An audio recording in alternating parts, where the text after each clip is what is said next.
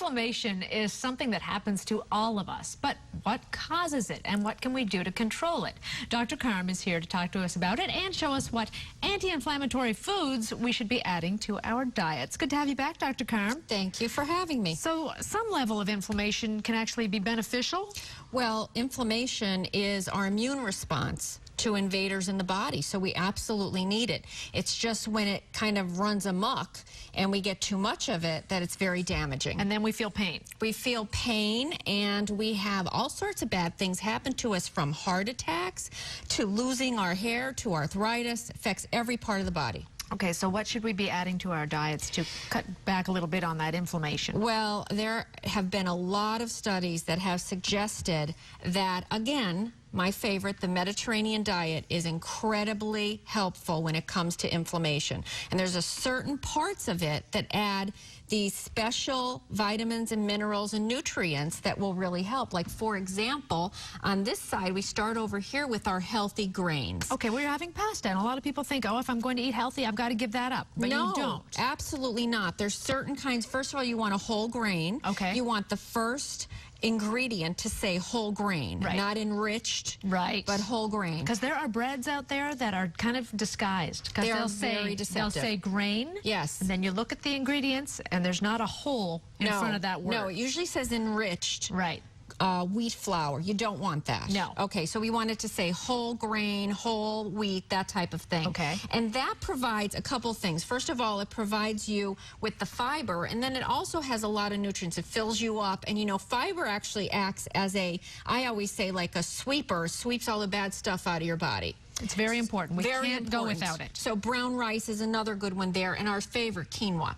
Yes. Yes. And then when we move over this side, you know, a couple of the staples in the Mediterranean diet: tomatoes and olive oil and garlic, okay, and onion, all very good. The tomatoes in particular have a substance called lycopene, and lycopene is an anti-inflammatory. And in fact, it becomes more powerful when it's actually cooked. So, you know, one of my favorite things is spaghetti sauce. So cook your tomatoes and get your lycopene. What if you're getting a lot of ketchup?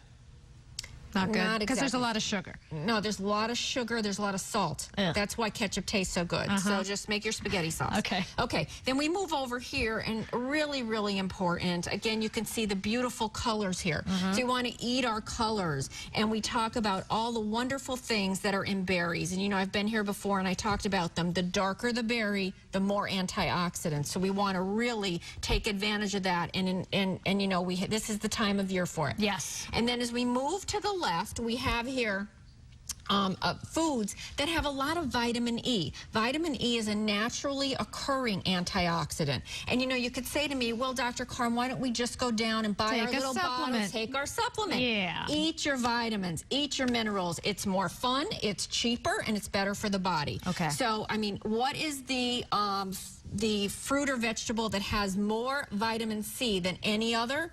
The red pepper. Is that right? That is absolutely right. I would have thought an orange. Maybe, well, that's not a vegetable. That's why I'm fruit. here. Okay. I'm here to keep you honest. The red pepper. Yes, the red pepper, vitamin C. But your nuts, you know, very, very important. And your almonds and your walnuts have the highest concentration of antioxidants. I brought a big bag of peanuts to work today, and I know peanuts aren't the best nut, and they're not even a nut, they're a legume.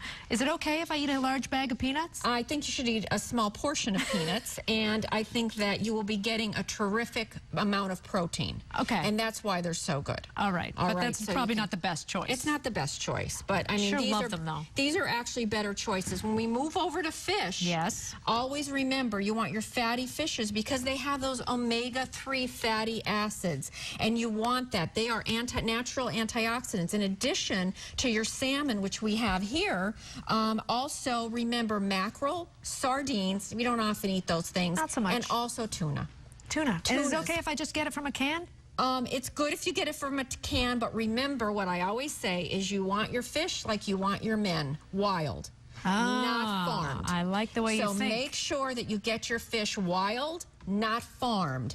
Wild has less chemicals in it, and it's better for you. Okay, Dr. Carm, go for your wild fish. We'll be right back with more Daytime, so stick around.